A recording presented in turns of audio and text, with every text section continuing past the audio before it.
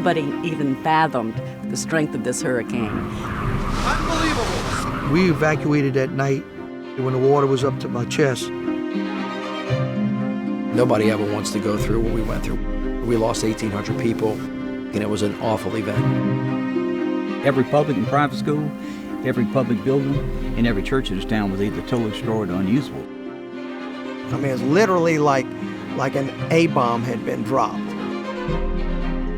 It was just hard to imagine what you saw in the aftermath in 21st century America. On August 29, 2005, Hurricane Katrina roared on shore, devastating communities from Grand Isle, Louisiana to Mobile, Alabama. It took courage and creativity for the elected officials at the helm to plot a course to recovery from the worst natural disaster in U.S. history. These are their lessons learned and advice for other leaders who may someday grapple with nature's worst.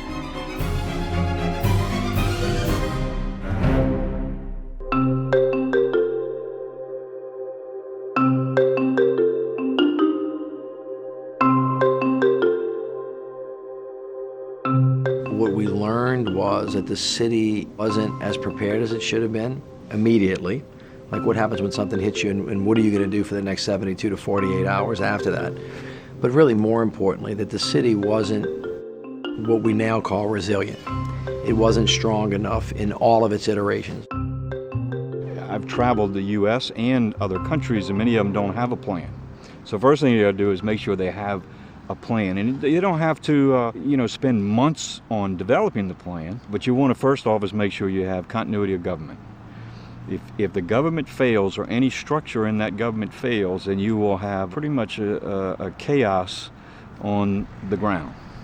That I realized that we had no backup communication system. So one of the first things we did was to have kind of like a walkie-talkie, but we set it up on a separate remote on a tall antenna at our football stadium. And that really was the thing that enabled us to maintain communication with each other and with our different department heads on a different channel than our emergency personnel, whereas other cities were just scattered everywhere. For the first 3 days or longer, you better be prepared to take care of yourself. No matter under the best of circumstances, you're going to have to take care of yourself and your people for 3 days. Be prepared to do that. You have to have water, and a close second behind that would be ice. You need to have sustenance prepared to distribute. MREs are the easy and best way to do that. So you have to have staging areas dispersed in specific ways within the community. You find large parking lots that are on corners, and then you have personnel, they load it into the cars and load it out. It sounds easier than it is when you have damage and debris all over the place. So it's a good idea ahead of time to find the right areas. We set up a situation where we, every year, would have emergency contracts executed before hurricane season, whereby we would force the contractors to make preparations that they would need to have the manpower, the supplies and everything to respond to a disaster. And we'd have these contracts in place that would be triggered when an emergency or natural event occurred. Your past records are extremely important. They asked me for records, maintenance records. I said, well, they were underwater for about 7 days. I'm not sure there's going to be anything there for you to read. So, if you have a storm approaching and it looks like you're going to take a big hit, take all your historical records and put them on the second story, put them in the back of a U-Haul, and take them out of town heading off. And when the storm passes, bring them back. Evacuate, evacuate, evacuate. We would have most probably lost a couple of hundred people, and we didn't lose one. Never want to evacuate your people at nighttime. Give them that extra 8 hours, the 16 hours, and let them take their time to get out. Then we had, of course, our Coast Transit Authority had an evacuation bus. We would go pick up anyone. So that's important. How are you going to get people out, especially those that are vulnerable or don't have transportation? The problem is we can't force people to evacuate. We can put a mandatory evacuation in. We still can't force anybody to leave. In one particular case, one of our firefighters told them the very thing. If you're not going to leave, it's an apartment complex. He said, if you're not going to leave, put your name and social security number on it so we can identify your body. And they scoffed that and laughed. And the next day, in the afternoon, I said, go down and look for those people. And I was advised, no, they left. They evacuated. And I said, they did. I said, what happened? He said, I told them that 90% of the time when we find a body, a storm victim said they're naked. And they said that was this lady who was apartment manager's red button, and she got them all out because she was not going to be found without her clothes on. So it worked. The first thing you got to do is just come out of being shell-shocked. I tell you, take it one day at a time. One day at a time. The pace that we were going is what kept us all sane, because had we just stopped, I don't know, everybody might have just packed up and left. It was that bad. You have to figure out what do you need to do once that storm passes and you've got damage and you've got people out there. Once you determine what your major missions are going to be, then that's your checklist. And then you take your people and the equipment necessary and assign them to each one of those missions and let them go do their thing. Disseminating information after a major natural disaster is something that is extremely important, because people are lost. They're looking for direction, and they're looking to feel safe, quite frankly, that somebody's looking after them. You can do that by setting these pods up, and I tell you, churches are a great place to do it, because it's a place that people are going to kind of congregate to anyway. One thing that you have to do is to secure a place that's high and dry, that's large enough to have all of the agencies who come in, the Small Business Administration, MEMA and FEMA, the American Red Cross. You have to have space for those agencies to come in to help. So first of all, you have to think about, how am I going to help the helpers? So we had a vacant former Kmart space that we were able to contact the owners, and we were able to get in, had our building inspectors there, turned on all the air conditioning, all the power, made sure we had a generator there. So we became the hub for people all over the county and the coast to come to get whatever help that they needed.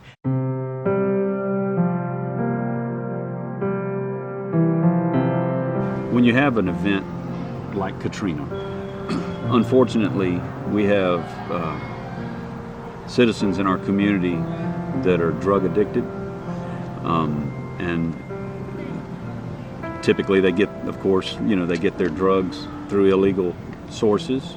And what happened in Gulfport, and it happened along the entire coastline of Mississippi, all of the drugs became unavailable at the same time.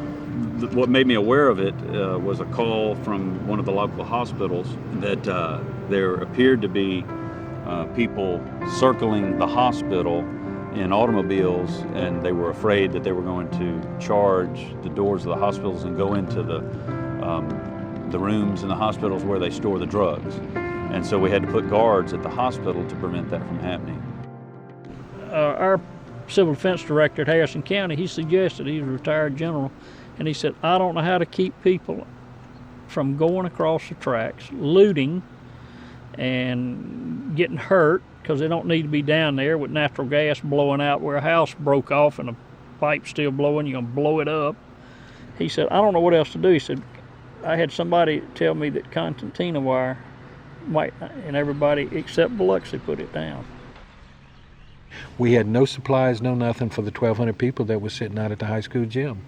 We started going from business to business. We had a Winn-Dixie at the time. We had CVS drugstores. We had Walmart down in Waveland.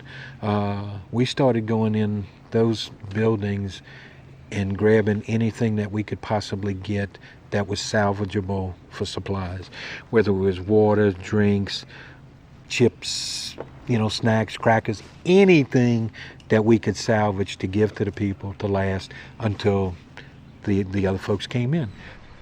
We raided every restaurant and grocery store around. There was no one there. The meat was going bad, vegetables were going bad. We ate great, but every time we went, We told them how many steaks we took, how many things of meat. You see this beautiful park we're sitting in? This beautiful park we're sitting in was a debris site where we dumped all the debris after the hurricane, because this is one of the few places we could, much to the consternation of our citizens. But it's come back, and you can see it's beautiful and better than ever.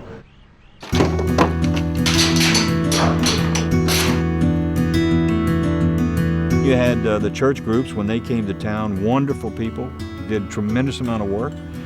They would show up in town here to help, and they'd have 100 volunteers. Where are they going to stay? Where are you going to put them? There's no restrooms, there's no water. They brought a lot with them, so we had to do a better job on coordinating all of our volunteer resources and cleared those through our offices where they would make direct contact. You can get a tractor trailer load of items, and if you don't have an organized place to put it, you're going to lose it, and it's going to just be junk in a pile, and you won't know where to go get it when somebody needs it. So it was very important to have it come in and be organized, where it is, who brought it, your plans of what you're doing with it. It needed to have organization, or it could just been a mess. What quickly became evident that was the best and easiest aid to distribute was gift cards. So we would, when we were asked, we would say, if you want to give something, please don't send us cash. That creates problems in itself. Go to any store that you like that you think we might need help from, and it could be Toys R Us or any type of a convenience store, pharmacy, big box store, whatever, and just send gift cards, and so then you can pass those out in monetary amounts. It made it very easy. We're the Killer Shark Band from Waveland, Mississippi. We lost our houses and everything, but we have our friends and our families. For that, we're very thankful. You want everybody back, and you don't want to have this instance that we can go forward without everybody. You want everybody there, so you got to be an inviting city. Secondly, they have to have the ability to come back, so you have to restore basically, basic things like healthcare, education, roads and bridges, public safety, all kinds of those things. In our particular case, FEMA moved in with the trailers. Should we go and build a park and put them all in some kind of a park, then they're 10 or 15 miles away. Some are seniors, some are elderly, some are young, some are widows. You have all kinds, and we thought it'd be better to put the trailer in his front yard, let him rebuild his house, and it will help restart our community. So that's what we did. I think I put in 15,000 trailers or something and that took months. That took months and months and months. You've got to fight the battle with them and for them to give them the opportunity to come back. And that means fighting the FEMA battles on the new flood requirements, elevation requirements, fight the insurance companies with them to say, hey, if our folks don't get reimbursed on the insurance, they can't afford to come back. If we haven't learned anything, expect the unexpected. That's what you got to prepare for. You'll get beat up after a storm or a natural disaster if you're not prepared and you let your community down. You'll never get beat up for being too prepared. Better think out the box. You better be prepared to do things that nobody has ever had to do before. I've heard elected officials around, well, I'm not real sure why we have an emergency department. We've never had an emergency. I say, yeah, but you have one. And when the media comes to you and asks you, because they're sharp, and they come and they ask you, what's going on, what happened, any deaths, what are you doing, what about recovery, and you don't have an answer, you may not be reelected. You can't stop bad things from happening, but you can be better prepared. You can really think about what this means, and then you can go through every iteration of your community, private sector, not-for-profit, government, and think about ways you can be stronger so that when the thing comes, the water rising, the winds blowing, the terrorist attack surprising you, that you can, number one, withstand more easily what it is that they're bringing you, the death and the destruction, and you can recover faster. That's what resilience essentially is about, and we just got to work at it. We've really never thought much about it in the world, but we're getting better at it now. And that is not to say that people should be scared. You should just be ready. The lesson of Hurricane Katrina is, for the rest of the country, is we're all vulnerable. to natural disasters. You know, if you live in the Midwest, it may not be a hurricane, but it could be a tornado, it could be a major storm with hail. You live in California, it could be mudslides, wildfires. You live near a river, Colorado flooded. You know, even though Colorado has mountains, West Virginia flooded. So every part of this country, every part of this world is susceptible to a natural disaster. But when that occurs, everybody has to band together to help rebuild that community, because every community is worth rebuilding.